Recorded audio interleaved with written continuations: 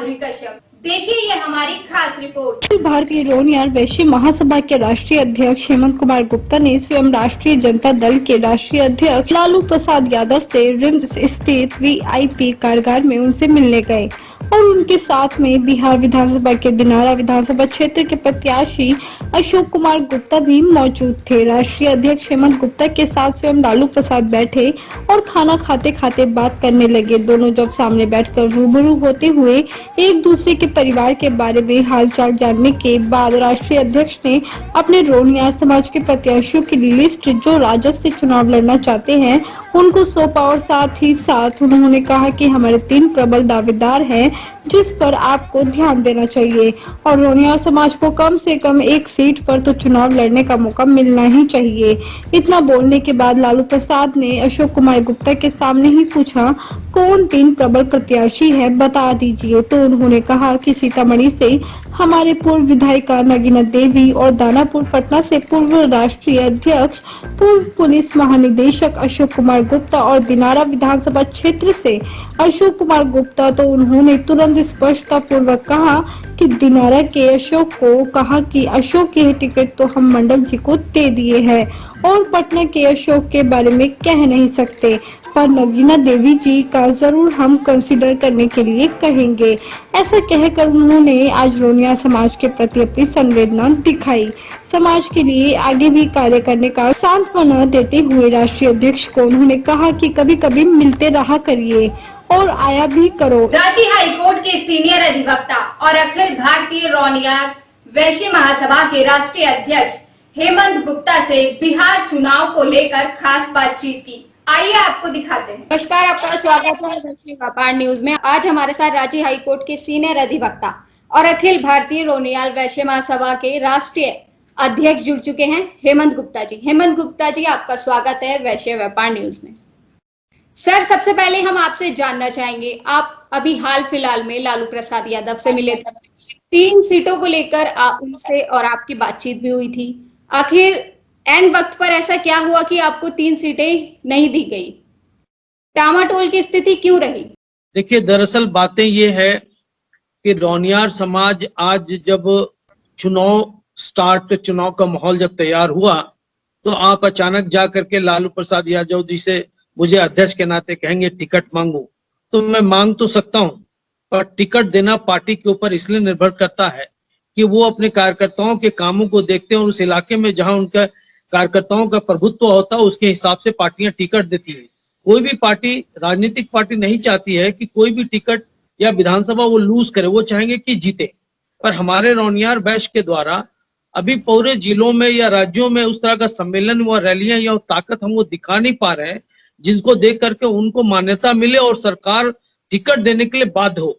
तो हमें इस लेवल पे काम करना होगा, चरणबद्ध तरीके से जितने भी भारत की राजनीतिक पार्टियां हैं उसके बीच में अपनी पैठ बनानी होगी।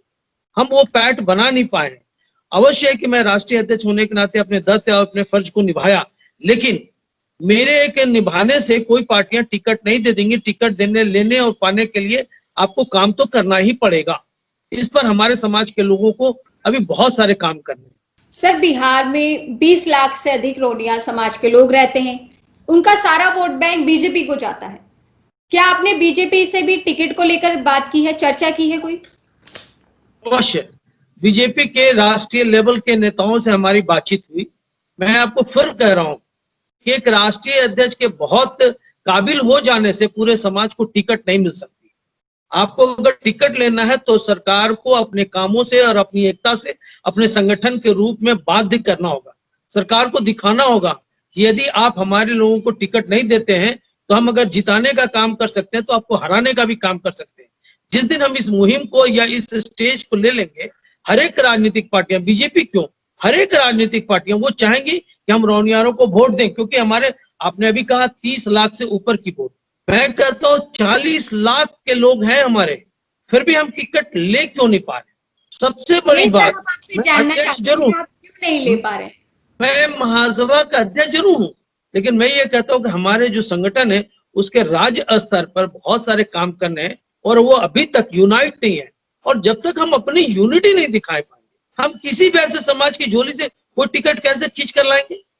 एक वैसे समाज तो हम है नहीं, हमारे 365 घटक हैं और उन घटकों में से सरकार को टिकट देनी है तो सरकार किसको टिकट देगी? वही आदमी जो उसमें कॉम्पिटेंट होगा, काबिल होगा। मैं कहता हूं मेरे लोग काबिल है, पर काबिलियत दिखाने के लिए चरणबद्ध तरीके से आपको कार्य करना होगा और लोगों को अपनी ताकत का प्रदर्शन करना होगा। हम दो ही तरीके से टिकट पा सकते हैं, या तो हम सरकार को कहें कि यदि आप हमारी उपेक्षा कर रहे हैं तो हम आपको हराने का काम करें और उनको हरा कर दिखाएं, अगली बार से सरकार बुलाकर टिकट देंगी। और दूसरा काम, हम इतना काम कर लें कि जनता कहे कि हमारा ये नेता होना चाहिए, तो टिकट हमें मिल सकती है। तो सर वैश्य समाज एकजुट कब होगा? देखिए, दरअसल बात यही है, हर आदमी के अंदर एक लालच, एक मोह है। हर आदमी चाहता है कि मेरा चेहरा चमके, लेकिन चेहरा चमकाने के लिए आपको काम भी करना होगा। यूं नहीं कि आप पर्दे के सामने खड़े हो गए, आप अच्छे लग रहे हैं, आपका आउटलुक अच्छा, आपकी अपीयरेंस अच्छे है, आप बहुत पैसे वाले हैं, बहुत ताकतवर हैं, बहुत ज्ञानी, ऐसे कुछ नहीं होता।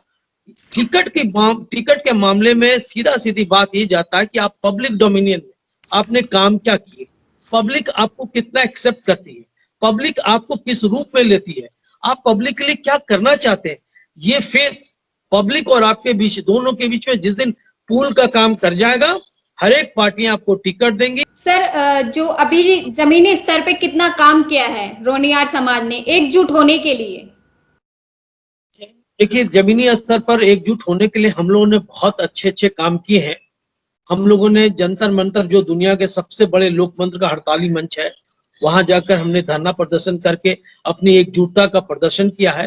प्रधानमंत्री कार्यालय को भी हम लोगों ने याचिका दे करके उनको अवगत कराया कि हमारी स्थिति, वस्तु स्थिति ये है, हम इतने मेजोरिटी के साथ आपके साथ जुड़े हुए हैं, हमारे लोगों को इसका फायदा मिलना चाहिए, हमारे जो कॉन्स्टिट्यूशनल राइट है, संवैधानिक हक है, वो हमें मिलना चाहिए।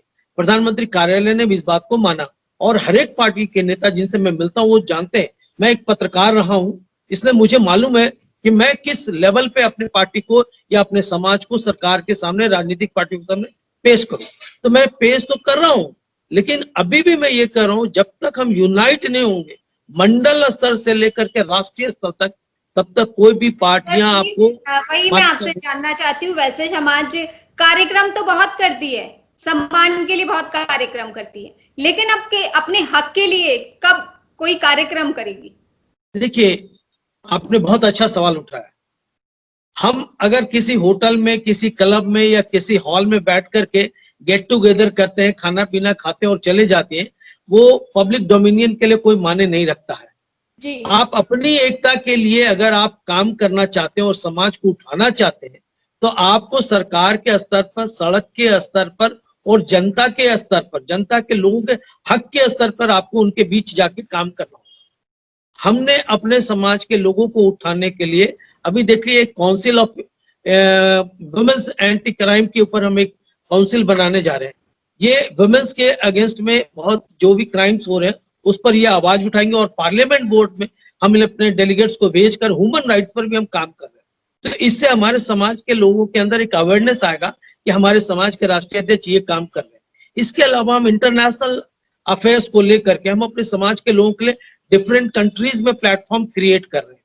हम अपने यूथ के लिए कैसे उनको सोशलाइज करें, कैसे हम उनको ज्यादा से ज्यादा गवर्नमेंट की जो पॉलिसीज है उसके बारे में अवेयर करें, हम उसको ट्रेन करें, हम उनके जनरल लाइफ में कहाँ तक हम इम्प्रूवमेंट कर सकते हैं, ये काम हम कर रहे हैं। वुमेन्स के लिए भी हम अलग सेल बनाए हैं और वुमेन्स डेवलपमेंट के लिए, एम्पावरमेंट के लिए हम उनको गवर्नमेंट ऑफ इंडिया के बहुत सारे पॉलिसी से, बहुत सारे ऑर्गेनाइजेशन से जोड़ने का काम कर रहे हैं। सर हम आपसे जानना चाहेंगे, अभी हाल फिलहाल तो किसी प्रत्याशी की तरफ से आपको खड़ा नहीं किया गया है, किसी भी मतलब पार्टी की तरफ से आपको टिकट नहीं दी गई है। अब आने वाले समय में क्या आप निर्दलीय खड़े होंगे?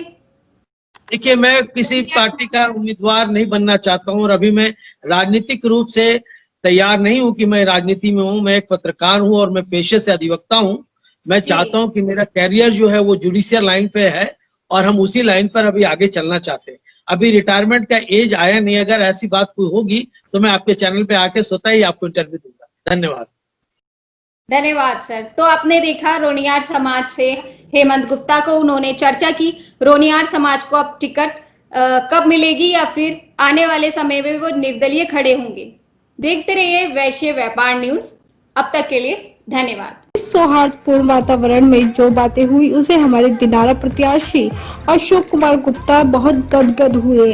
उन्होंने मीडिया को इंटरव्यू देते हुए कहा कि यही काम अगर रोनियार समाज 6 माह पहले माननीय राष्ट्रीय अध्यक्ष हेमंत गुप्ता की अध्यक्षता में पूरा सम्मेलन बुलाते, रैलियां करते तो आज शायद कोई न कोई पार्टी रोनियार समाज को चुनाव लड़ने के लिए टिकट जरूर देता, क्योंकि उन्होंने ये भी बताया कि राष्ट्रीय अध्यक्ष प्रकांड विद्वान भी हैं, कानून के विशेषज्ञ हैं, संविधान विशेषज्ञ हैं। पूर्व पत्रकार होने के कारण सभी पार्टी के नेता इनका सम्मान करते हैं। उन्होंने कभी कोई भी पद के लिए किसी भी पार्टी को नहीं कहा, इसलिए बड़ी बेबाकी से अपनी बात को रखते हुए और सब लोग इनको इज्जत देते हैं। उन्होंने कहा कि मैं राष्ट्रीय अध्यक्ष का जो मान सम्मान देखा है वह किसी भी अपने रोनियार के पास नहीं देखा है।